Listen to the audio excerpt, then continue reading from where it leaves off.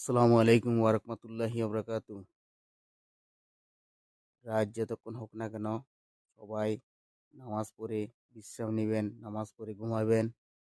কারণ আমরা নামাজ যদি না পড়ি আপ আল্লাহর গোলাম কিভাবে হব?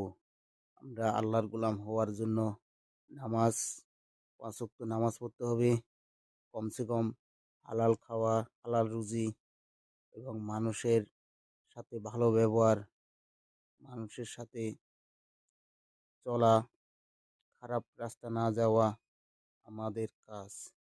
আমরা সবাই আল্লাহর গোলাম হই। অন্ধকার একদিন হবেই, রাত অন্ধকার নয়। আমরা একদিন মৃত্যু হবে। আমাদের মৃত্যুর পরে আমাদের যে কবরে রাখা হবে, ও কবরটা হলো অন্ধকার। যে আমল ভালো সেই ওই জায়গাতে বেঁচে যাবে।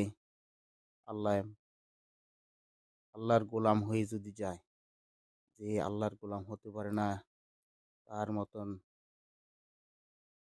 দুঃখ আর থাকবে না।